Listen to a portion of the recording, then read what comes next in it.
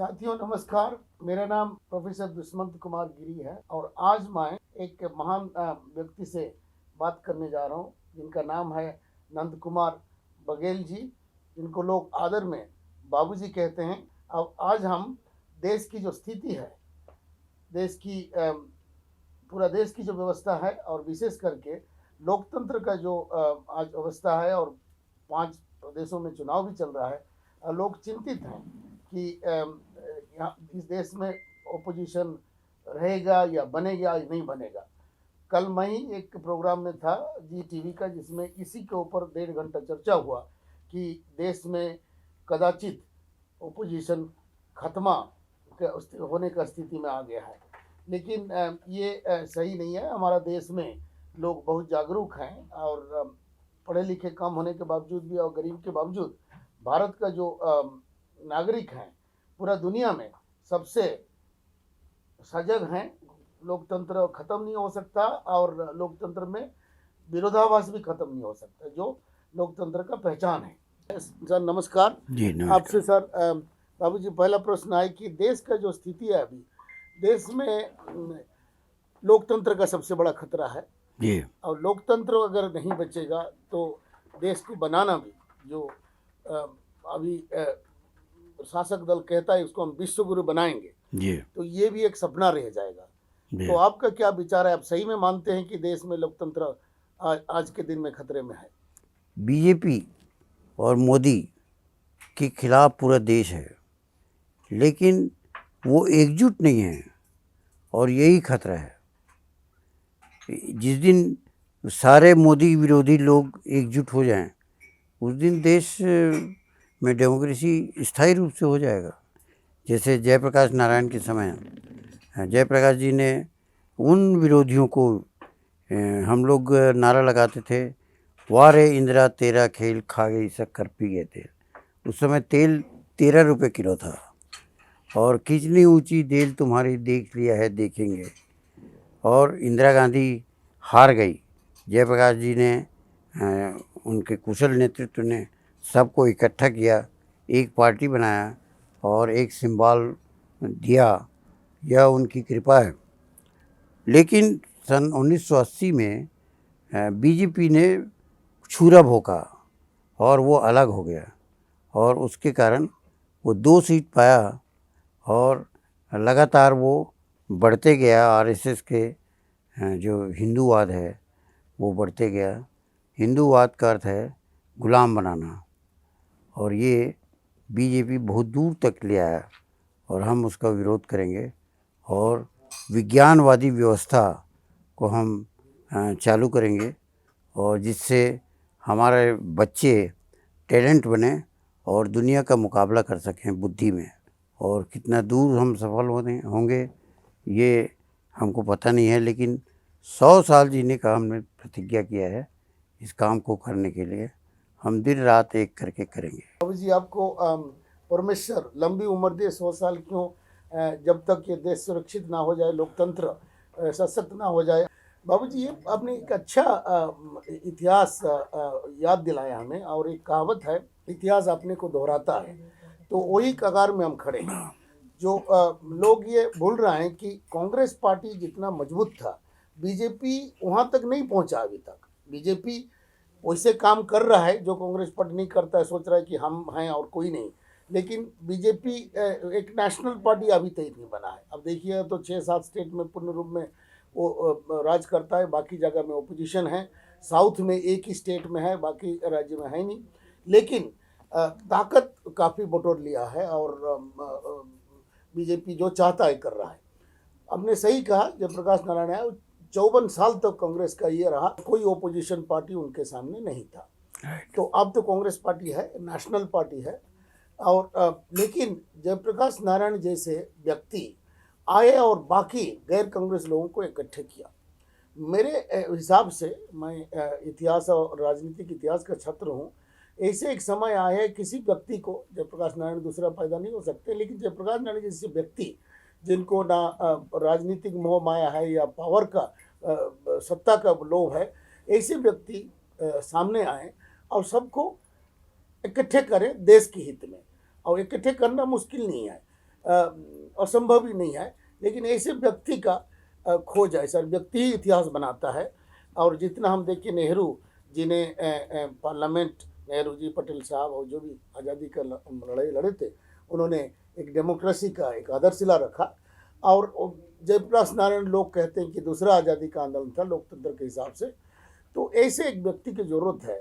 और आपने जैसे कहा, आपने पढ़ लिया है, और मैं आपको आगे पूछूंगा कि कैसे छत्तीसगढ़ में इतना बड़ा शिकस्त दिलाया आप लोगों ने बीजेपी को। सारा राज्यों से ज़्यादा सबसे बड़ा हार उनका छत्तीसगढ़ में हुआ, जबकि रमन सिंह 3 बार लगातार सत्ते में थे। उसके बावजूद उसको आप रिपीट अगर देश में करें और आप जैसे व्यक्ति सामने आए, तो ये पहल जो चल रहा है ये संभव हो सकता है। ना ये केसीआर तेलंगाना का चीफ मिनिस्टर कर सकते हैं, ना बंगाल का चीफ मिनिस्टर ममता बनर्जी कर सकते हैं, क्योंकि वो विवादित खुद हो जाएंगे। लेकिन अविवादित व्यक्ति आप जैसे, जिसमें सत्ता में और राजनीति ये में रुचि ना हो सत्ता में, तो वो व्यक्ति कर सकते हैं। तो आप इस पहल उठाने के लिए आप तैयार हैं? हाँ, इसके लिए मैं तैयार हूँ। और कैसे मैंने मुख्यमंत्री बनाया, भूपेश बघेल मैंने 18 साल का था और वो साइंस कॉलेज में पढ़ा। उस दिन एक बड़ी लड़ाई हुई बस वालों से, ट्रक वालों से। एल आकार का था ऐसा,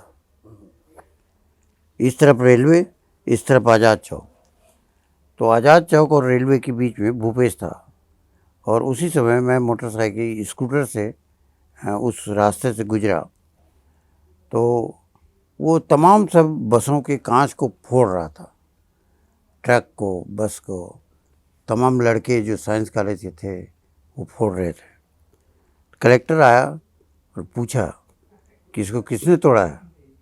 तो भूपेश ने बोला, मैंने तोड़ा है। क्यों तोड़े हो? तो हॉस्टल में जा कर के देखो कि वहाँ लेटरिन बदबू कर रहा है, पंखा नहीं है, हम कैसे रहें रात, एक रात आप देखो।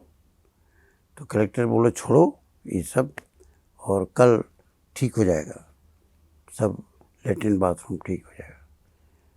तो पूरे लड़कों का वो हीरो बन गया भूपेश। और मुझे बोला, हम क्या पढ़ेंगे बाबूजी, हमारे पास 400 एकड़ ज़मीन है और हम खेती बाड़ी करेंगे, ये नौकरी चाकरी हम नहीं करते। कांग्रेस ही सबसे बड़ा पार्टी है, उसी को दूरी बनाया जाए। अब कांग्रेस इस चीज़ को अगुवाई करे और एक असूल के साथ, ये नहीं करें कांग्रेस का ही आदमी प्रधानमंत्री बनेगा। एक फॉर्मूला बना दिया जाएगा, तो उसके हिसाब से प्रधानमंत्री जो लोग चाहेंगे, जो एमपी जीत के आएंगे, वो वही लोग चुनेंगे। तो उसमें कोई दिक्कत नहीं है। तो कांग्रेस लेकिन ये पहल करे। और आपके सुपुत्र एक प्रदेश का मुख्यमंत्री भी हैं, तो अब उनका पार्टी के अंदर अपनी सीमाएं होंगी। लेकिन ये आप जैसे व्यक्ति या जो पार्टी से ना जुड़े हों, पार्टी का कोई कार्यकर्ता ना हो या कोई मंत्री पद में ना हो, ऐसे निस्वार्थ में जो लोग लगे हों, तो इसका पहल करने से हमारा शोध और हमारा अनुभव कहता है कि ये विकल्प बन जाएगा और बीजेपी को 2024 में हराया जा सकता है। इसमें मैं ये कहना चाहता हूँ कि रायपुर में मेरे पास वार रूम है और उस वार रूम में मैं सिलेक्शन करने में एक्सपर्ट हूँ। और कांग्रेस पार्टी के पास वार रूम नहीं है और ना बीजेपी के पास है। बीजेपी के पास संगठन है, वार रूम नहीं है। तो हमारा ये कहना है कि कांग्रेस पार्टी वह पार्टी है जिसमें अगर खोजा जाए तो हर गांव में एक न एक कांग्रेसी मिलता है। ये उसकी वैरायटी है, जबकि बीजेपी के पास दक्षिण में कुछ भी नहीं है। सही कहा आपने। हाँ, ये अपना धर्म वो बदलेंगे कि नहीं, ये तो कहना हम लोग के लिए मुश्किल होगा। लेकिन ब्राह्मणवाद को छोड़ सकते हैं, क्योंकि आपने सही कहा, वो ब्राह्मण नहीं है। तो ब्राह्मण अगर नहीं आए तो झूठे मोटे के ब्राह्मण कहना भी लोगों को भाएगा नहीं। तो इसीलिए उसको वो तो कहा जा सकता है, क्योंकि उनका पिताजी पारसी हैं और माताजी कैथोलिक क्रिश्चियन हैं, तो वो ब्राह्मण कहाँ से हुए। तो ये कहना भी गलत था और कहना नहीं चाहिए। खैर, तो ये तो हो गई कांग्रेस परिवार की बात। लेकिन जैसे आपने कहा सर, आप देश भर में घूम के जहाँ जहाँ जा सकते हैं, या छत्तीसगढ़ में आपको वार रूम में कुछ लोगों को बुला के, तो बाकी पार्टियों को भी जो इकट्ठे करें और एक फार्मूला के तहत इकट्ठे करें। तो ऐसे ऐसे इसी चीज़ों के लिए इकट्ठे होना है और ऐसे इकट्ठे होना है। मैं समझता हूँ बाबूजी, राजनीति में 3 चीज़ों की ज़रूरत होती है, एक संवाद की, संगठन की और संसाधन की। संसाधन तो सबके पास है।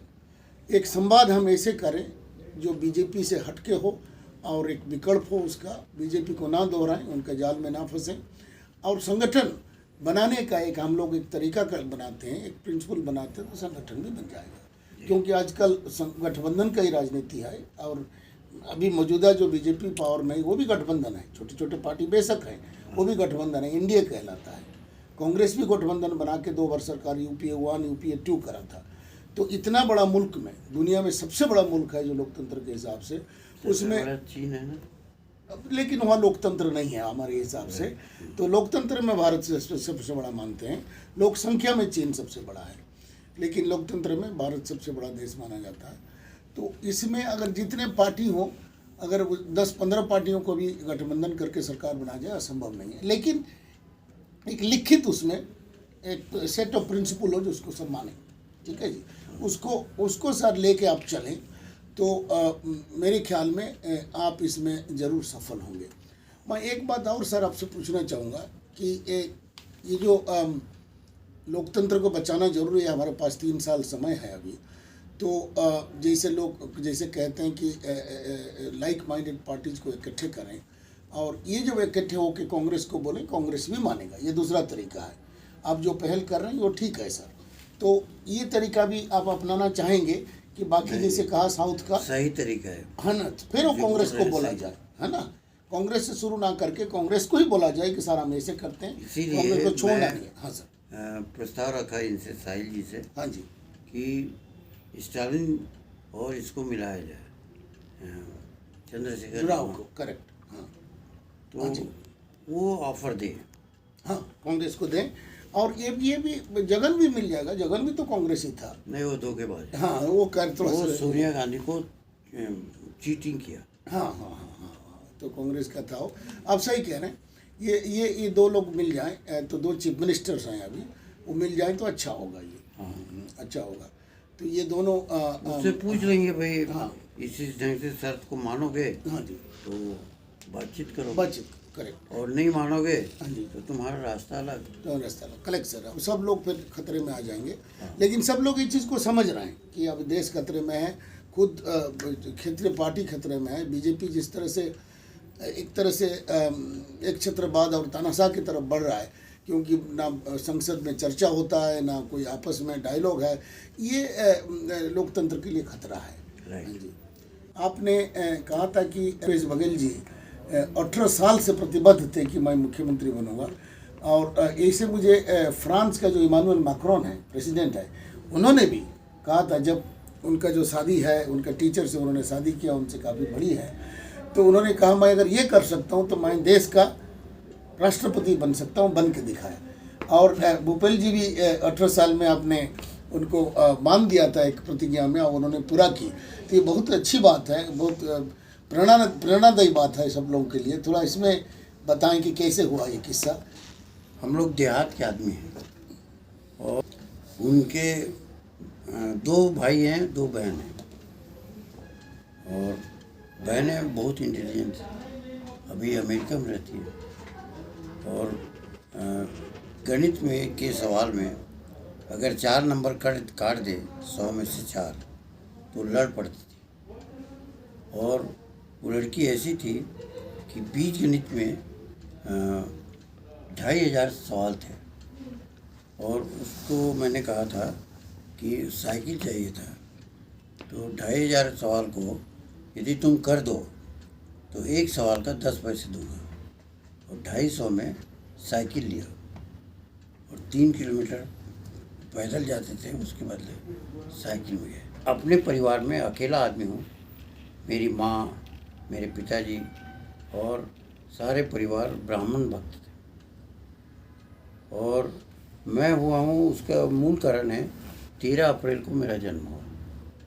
मैं शुरू से जब कान फुकाने की बात थी ब्राह्मण से, मैं भाग गया, मैं तुमसे कान नहीं फूकूंगा। ब्राह्मणों का शुरू से मैं विरोध करते रहा। मैं कांसीराम साहब के साथ में पढ़ा, 2 साल मेरे से बड़े थे, और मुझे कांसीराम साहब ने बुलाया और बोला, मैं उसको बोला कि आप किसान आंदोलन करो। तो कांसीराम ने कहा कि तुम जीवन भर किसान आंदोलन करोगे ना तो एक पटवारी का ट्रांसफ़र नहीं कर सकते, लेकिन यदि विधायक बन जाओगे तो 100 पटवारी को अपॉइंटमेंट दे सकते। उस दिन से मैं किसान आंदोलन बंद कर दिया और कांसीराम को वक्त बोल दिया। तो कुछ दिन में बताया ना, उसके वक्त होने के कारण उनको, भूपेश को, वो लंबा रास्ता है। हाँ, मैं कुछ विदेश के बारे में कहना चाहता हूँ। इस देश के महान शिल्पकार वे मार्स, और वो कपड़ा मिल के में काम करते थे मैनचेस्टर के, और उसने कार्ल मार्क्स ने फिर किताब लिखा और मार्क्सवादी व्यवस्था रूस में चालू हुआ। दूसरी तरफ रूसों ने ये लिखा डेमोक्रेसी का, जो डेमोक्रेसी अमेरिका, इंग्लैंड, यूरोप में चल रहा है। और तीसरा जो सर्वहारा का अधिनायकवाद चीन का चल रहा है। तो चीन असफल है। क्यों असफल है? कि वहाँ इतना काम लिया जाता है सर्वहारा के अधिनायकवाद में कि डंप है ये कोरोना का जो उसने आविष्कार किया, और उसके कारण उसका माल डंप है। जो लक्ष्मी पटाखा आता था उसको यहाँ के लोग बहिष्कार किए। तो इस तरह जो दुनिया में जो चल रहा है वो मार्क्सवाद, लेनिनवाद, और ये रूसो, और उसके बाद फिर फ्रांस का रूसो, और चीन का जो माओ से। हाँ,